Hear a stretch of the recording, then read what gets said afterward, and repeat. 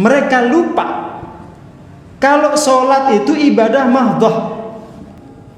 Yang selama ini semua orang sepakat ibadah mahdhah itu tidak boleh diubah. Karena dalilnya shollu kama ra'aitumuni usolli. Sholatlah kalian sebagaimana kalian melihat aku sholat. Bacaannya, gerakannya, rukunnya, syaratnya, sunnah-sunnahnya ikuti seperti Rasul. Termasuk bagaimana Rasul ketika mengerjakan sholat fardu di rumah atau di masjid? Di masjid, ikuti.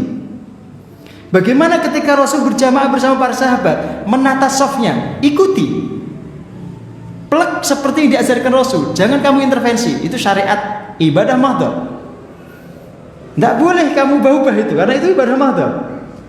Jangankan sholat, adzan aja tidak boleh jadikan ubah kalimatnya itu. Bahkan kalau jadikan adzan tidak sambil berdiri, sambil tiduran, bid'ah itu.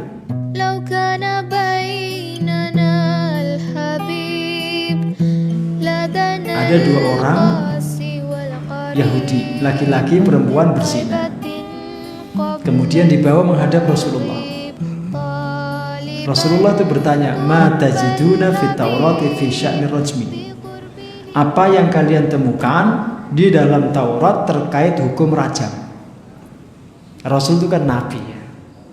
Dapat wahyu kan. Apa yang disampaikan kepada mereka itu perintah Allah. Itu maksudnya bukan kemudian mereka disuruh berhukum atau memakai hukum Taurat, itu enggak. Nanti Ibnu Katsir akan menjelaskan itu. Tidak. Tetap ketika mereka tinggal di Madinah di bawah kekuasaan umat Islam yang dipakai hukum Islam. Rasul cuma ingin menunjukkan kalau hukum Taurat sama dengan hukum Islam. Sama, isinya sama. Anda tidak dipalsukan oleh mereka, isinya sama. Mereka mengatakan kalau ada yang berzina di antara kami dipermalukan dan dicambuk. Terus Abdullah bin Salam mengatakan kadzabtum, kamu dusta.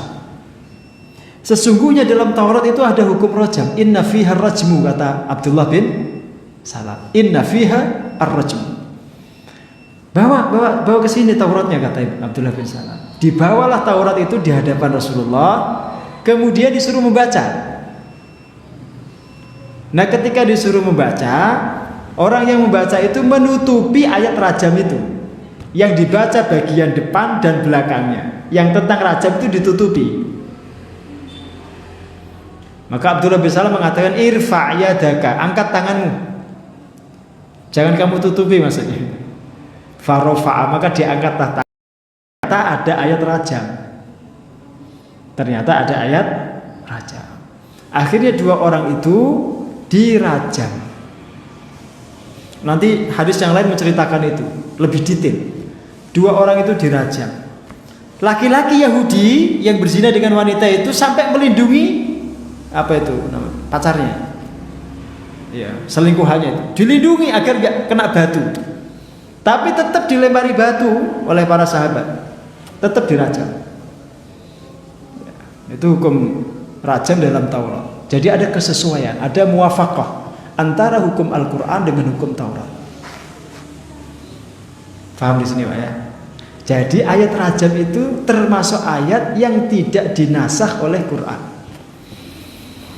Al-Quran tidak menghapus hukum rajam yang ada dalam kitab-kitab sebelumnya, termasuk dalam Taurat.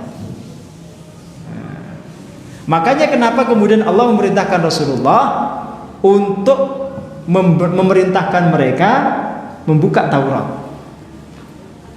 Itu bahasanya ya sekali dayung 230 terlampaui.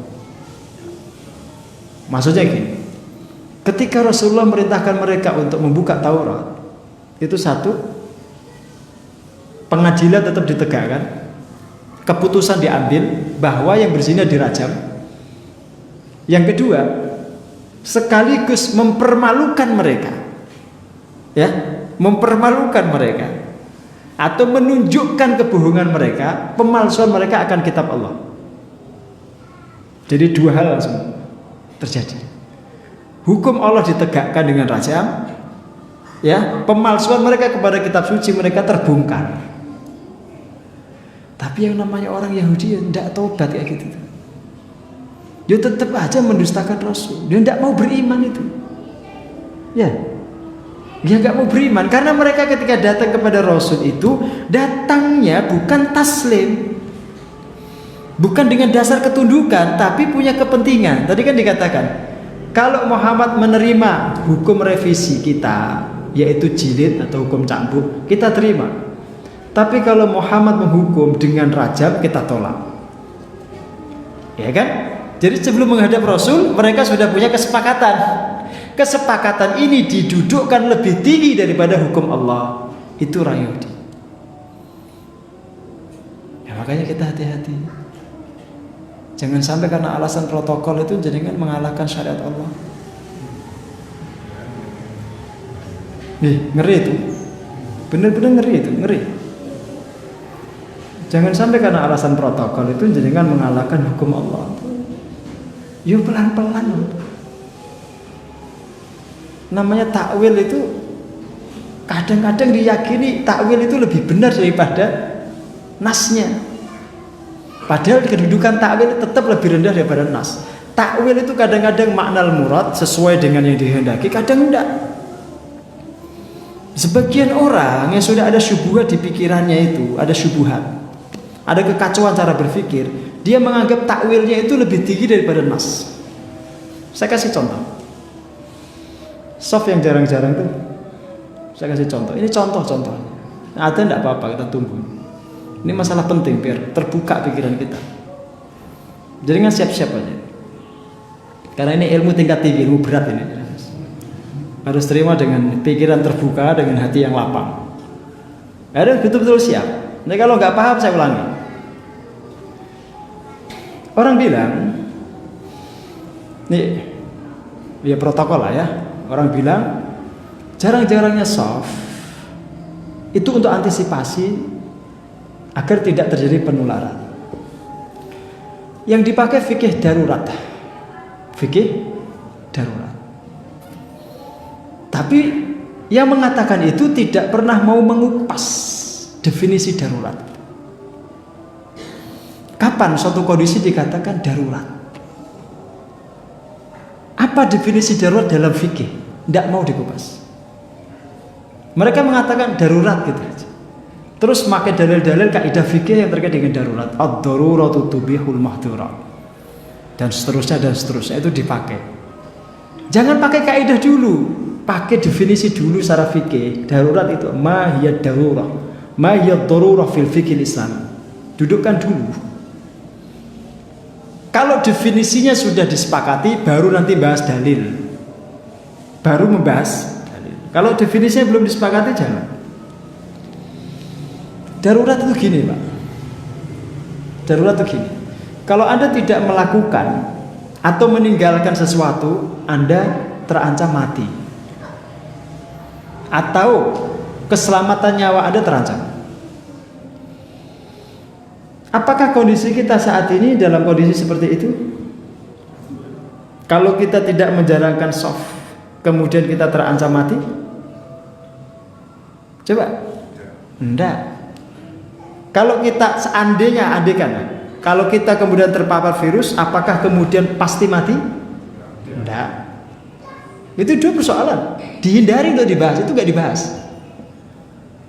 Karena fakta dan juga data yang disampaikan mereka, 75% sekarang seorang sudah sembuh tanpa pengobatan. Artinya terpapar itu tidak harus mati. Terpapar itu sakit tidak harus mati. Kalau seperti itu datanya, maka tidak cukup alasan itu disebut darurat. Paham? Cuma karena mereka sudah punya satu tadi takwil ya, satu syubhat, maka mereka menganggap bahwa prinsip yang mereka pegang itu lebih tinggi daripada syariat merapatkan shaf. Itu mereka yakini lebih tinggi daripada syariat, perintah-perintah Rasul yang sekian banyak itu untuk merapatkan shaf. Mereka lupa kalau sholat itu ibadah mahdhah. Yang selama ini semua orang sepakat ibadah mahdhah itu tidak boleh diubah. Karena dalilnya shollu kama ra'aitumuni usolli. Salatlah kalian sebagaimana kalian melihat aku salat. Bacaannya, gerakannya, rukunnya, syaratnya, sunah-sunahnya ikuti seperti Rasul. Termasuk bagaimana Rasul ketika mengerjakan sholat fardu di rumah atau di masjid? Di masjid, ikuti. Bagaimana ketika Rasul berjamaah bersama para sahabat menata safnya? Ikuti. Plek seperti yang diajarkan Rasul. Jangan kamu intervensi. Itu syariat ibadah mahdhah. Tidak boleh kamu ubah-ubah itu, karena itu ibadah mahdhah. Jangankan sholat, adzan aja tidak boleh jenengan ubah kalimatnya itu. Bahkan kalau jenengan adzan tidak sambil berdiri, sambil tiduran, bid'ah itu. Bid'ah. Jangankan adzan lah, jenengan khutbah yang mestinya jenengan sampaikan dengan berdiri, jenengan duduk, bid'ah itu. Ya. Termasuk urutannya. Yang mestinya kalau Jumatan itu khutbah dulu baru sholat, jenengan balik, sholat dulu baru khutbah, bid'ah itu. Itu bid'ah, jelas-jelas bid'ah. Nah sekarang orang itu lebih mengedepankan pendapat pribadinya daripada sunnah-sunnah Nabi. Terus bagaimana itu? Susah. Tapi kita menyampaikan seperti ini berat. Banyak yang tidak setuju atau yang komplain. Tapi kalau nggak disampaikan, nanti yuk tanggung jawabnya di hadapan Allah kan masing-masing itu. Ya, tanggung jawabnya di hadapan Allah itu masing-masing. Setiap orang yang dititipi Allah ilmu tentang syariat itu dihisab sendiri-sendiri. Saya sendiri, ulama-ulama yang itu sendiri-sendiri. Enak kalau rombongan itu, mana ini kelompok ini, perwakilan aja yang hisabnya enak. Masalahnya hisab itu nafsi-nafsi sendiri-sendiri. Mana ini ulamanya NU, sini perwakilan aja, tidak usah semua. Ulamanya kan, ulamanya Muhammadiyah ke sini, ulamanya MUI ke sini, perwakilan aja itu. Wah enak itu, mau saya nggak usah ngomong itu, manut aja saya. Cuma permasalahannya setiap orang yang dititipi ilmu tentang syariat itu dihisab sendiri-sendiri. Maka istihad itu para ulama dulu saya nggak bicara sekarang. Istihad para ulama dulu itu independen sendiri-sendiri. Nggak ada istihad kolektif itu, nggak ada. Nggak ada ceritanya istihad kolektif itu istilah yang baru, yang aneh itu. Aneh, istihad kolektif. Kalau istihad kolektif itu namanya kompromi, musyawarah, itu bukan istihad. Enaknya piye, dibuat redaksi piye, itu namanya musyawarah. Bukan istihad. Lain lagi. Kalau mau musyawarah ya bilang musyawarah. Ini hasil musyawarah kami, bukan istihad. Itu persoalan kita saat ini. Jadi saya ingatkan sekali lagi, sholat itu ibadah mahdhah, ibadah murni, yang jenengan nggak boleh intervensi. Wong jelas kok shollu kama ra'aitumuni usolli. Pernah ada di zaman Nabi, zaman sahabat, tabi'in, tabi'ut tabi'in ketika terjadi wabah, kemudian safnya dijarang-jarangkan? Nggak ada. Jangan buat-buat yang halal, yang aneh-aneh, yang baru-baru. Nggak ada. Kok kayak sekarang aja terjadi wabah? Dari zaman dulu sudah ada, tapi tidak pernah mereka merubah syariat sholat. Dah, jelas itu. Jenengan mau ikut monggo, enggak juga silahkan. Saya sudah sampaikan itu. Ya, cuma menyampaikan aja. Masalah jenengan ikutin, tidak ada paksaan. La ikraha fiddin. Tidak ada paksaan dalam agama. Sudah itu. Runtutan pemikirannya begitu jelas. Ya, termasuk mengikuti sholat Nabi dalam hal seperti itu. Contoh lama. Orang ketika habis sholat pada salaman aja itu ada yang menganggap bid'ah, ya kan? Ya orang ramai kemarin debat table tentang itu. Lah ini sudah gak karu-karuan. Sudah lebih parah daripada sekedar salaman habis sholat kan? Tapi tadi dikatakan Ibnu Katsir, sebagian orang itu lebih mengedepankan ara'ahum, pendapat-pendapat mereka, wa ahwa'ahum, dan hawa nafsu mereka ala syara'iillah, di atas syariat Allah, mengalahkan syariat-syariat Allah. Ya kita berhati-hati, karena kita baca kitab, mau tidak mau yang kita baca ini kita ikuti. Jadi jangan sampai kita baca saja sementara kita tadi ditutupi isinya. Kadang-kadang ada yang nggak dibaca, nggak disampaikan, itu bahaya. Kalau niatnya untuk menutupi kebenaran itu tidak boleh. Wallahu a'lam bishawab. Assalamualaikum warahmatullahi wabarakatuh.